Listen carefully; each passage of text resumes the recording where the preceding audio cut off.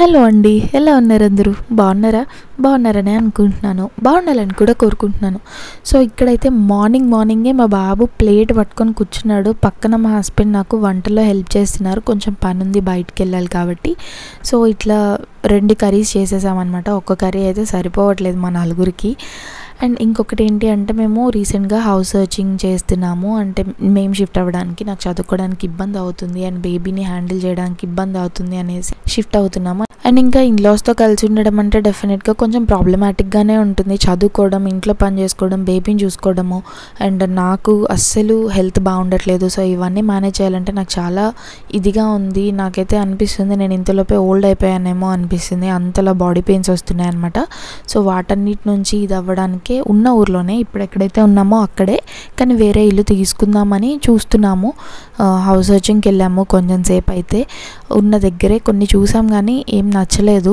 ఎక్కడెక్కడో ఉన్నాయి దూరంగా, అండ్ లేదంటే టాప్లో ఉన్నాయన్నమాట మన బడ్జెట్లో. అండ్ బడ్జెట్ కూడా ఉంటుంది కదా, అంత ఎక్స్పెన్సివ్గా తీసుకోవాల్సిన పని లేదు మా ముగ్గురికి అయితే.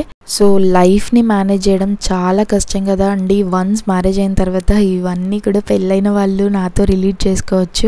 ఎంత కష్టంగా అనిపిస్తుందో ఎమోషనల్గా, రెస్పాన్సిబిలిటీస్ అండ్ ఇంకా వేరే థింగ్స్ ఉంటాయి. ఇన్లాస్ని హ్యాండిల్ చేయాలి. సో ఇవన్నీ కూడా చాలా టార్చర్లా అనిపిస్తున్నాయి నాకైతే. ఇంకేం చేస్తామండి, అందరి లైఫ్స్లో ఈ రెస్పాన్సిబిలిటీస్, ఈ ప్రాబ్లమ్స్ అన్నీ ఉండేవే కాబట్టి అందరం మేనేజ్ చేయాలి అండ్ చేయగలం కూడా. వీఆర్ స్ట్రాంగ్ కాబట్టి. రీసెంట్గా నేను యూపీఎస్సీకి సంబంధించి మనకి మాక్ ఇంటర్వ్యూస్ ఉంటాయి కదా, సో ఆ వీడియోస్ చూస్తున్నాను అనమాట. ఎంత కాన్ఫిడెంట్గా వాళ్ళు మాట్లాడుతున్నారు అనేసి. సో ఎంత ఇంగ్లీష్ వచ్చినప్పటికీ కూడా కొన్నిసార్లు అనిపిస్తూ ఉంటుంది, మనం మాట్లాడగలమా, అంత కాన్ఫిడెన్స్ మనకు వస్తుందా, అంటే వాళ్ళు అడిగిన దానికి కరెక్ట్గా చెప్పగలమా అని. సో అట్లా కాన్ఫిడెన్స్ బిల్డ్ చేసుకోవడానికి అయితే మనకి ఏదో ఒకటి హెల్ప్ అనేది ఉండాలి కదా. సో అట్లా మన ఇంగ్లీష్ని డెవలప్ చేసుకోవడానికి, ఇంప్రూవ్ చేసుకోవడానికి హెల్ప్ అయ్యేలా నేను ఈరోజు మీకు ఒక ఇంపార్టెంట్ ఇన్ఫర్మేషన్ని తీసుకొచ్చాను. అదేంటి అంటే స్పార్కీ. ఇది ఒక AI టూల్ అనమాట. సో ఇది వచ్చి మనకి ఇంగ్లీష్ని ఇంప్రూవ్ చేసుకోవడంలో చాలా హెల్ప్ అవుతుంది. అది ఎలానో ఒకసారి చూద్దాం. Hey Sony. You can talk to me or ask me questions about any topic. What would you like to talk about today? I would like to talk about the daily things we do in our life. That sounds like a great topic, Sony.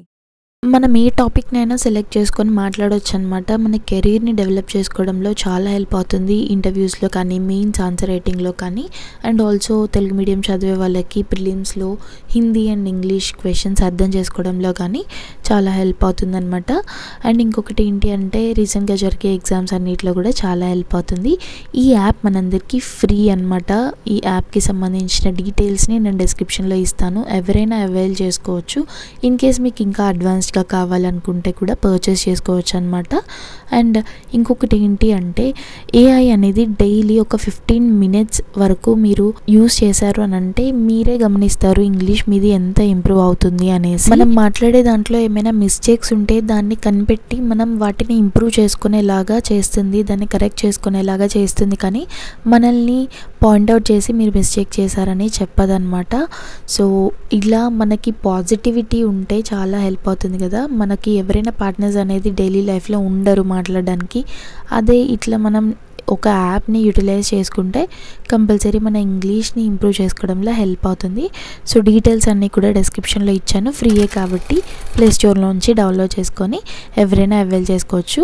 Or else link నేను డిస్క్రిప్షన్లో ఇస్తున్నాను కాబట్టి మీరు అందరు కూడా checkout చేయండి. So ఇంకా అట్లా హౌస్ని వెతికి వచ్చిన తర్వాత నేను మోడర్న్ హిస్టరీ చదివాను అనమాట. మోడర్న్ హిస్టరీ కొంచెం సేపు చదివాను. యాక్చువల్లీ ఒకటి గుర్తుంచుకోండి, రివిజన్ చేసేటప్పుడు సమ్మరీని చదవండి. సమ్మరీ చదివితే అందులో ఆ చాప్టర్కి సంబంధించినవన్నీ సమ్మరీలో ఇస్తారు కాబట్టి రివిజన్ చేసినట్టు ఉంటుంది. అండ్ క్విక్ రివిజన్ అనమాట. కొంతమంది అడిగారు లాస్ట్ వీడియోలో.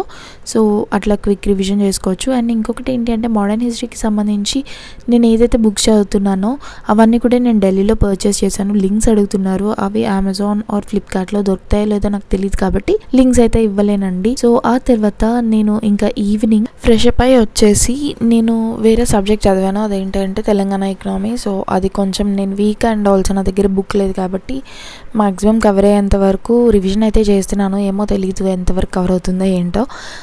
ఇంకా ఆ తర్వాత అది రివిజన్ చేసిన తర్వాత నేను డిన్నర్ చేశాను అనమాట. ఈరోజు డిన్నర్లో మాకు దొండకాయ కర్రీ అండ్ తోటకూర అండ్ క్యాప్సికమ్ అనమాట. యాక్చువల్లీ ఇవి మార్నింగ్ చేసిన కర్రీస్, దొండకాయ అండ్ క్యాప్సికమ్. సో సాయంత్రానికి ఉన్నాయి, వాటినే ఇంకా కొంచెం కొంచెం మేము అందరం షేర్ చేసుకొని తిన్నాము. ఇంకా కామన్ మిడిల్ క్లాస్ ఫ్యామిలీస్లో జరిగేవే కాబట్టి మీకు అందరికీ తెలుసు. అండ్ ఇంకా డిన్నర్ చేసేసిన తర్వాత ఇండియన్ పాలిటీ తీసాను. మా బాబు పడుకున్నాడు బై ద వే. సో తను పడుకున్నాడు కాబట్టి నైట్ చదువుకోవడానికి అవుతుంది, ఎందుకంటే మార్నింగ్ అంతా పడుకోలేదు కాబట్టి అలసిపోయాడు కదా. సో అందుకని త్వరగా ఈవినింగ్ పడుకున్నాడు. సో ఈవినింగ్ పడుకున్న తర్వాత పాలిటీ తీసాను, పాలిటీ రివిజన్ చేస్తున్నాను. సో నాకు ఇష్టమైన సబ్జెక్ట్ అయితే ఇండియన్ పాలిటీ అండి. ఎన్నిసార్లు చదివినా కూడా చదవాలి అని అనిపిస్తూనే ఉంటుంది. మోస్ట్ ఆఫ్ ది టైం మీరు నన్ను చూసే ఉంటారు, ఇండియన్ పాలిటీయే తీసి చదువుతుంటారు. అండ్ నాకు బోరింగ్ అనిపించదు అనమాట ఎన్నిసార్లు చదివినా కూడా. మిగతా సబ్జెక్ట్స్ అయితే చాలా బోరింగ్ అనిపిస్తూ ఉంటాయి, నిద్ర వచ్చేస్తూ ఉంటుంది, పండుకోవాలనిపిస్తూ ఉంటుంది. లాంగ్ టైం కూర్చొని చదువుతుంటే అసలు విసుగు వచ్చేస్తుంది. కొన్నిసార్లు టైం చూసుకుంటాను. ఇంకొకటి ఏంటి అంటే చాలామంది కూడా నన్ను అడుగుతూ ఉన్నారు, మీరు ఎట్లా అట్లా కంటిన్యూస్గా చదువుతూ ఉంటారని.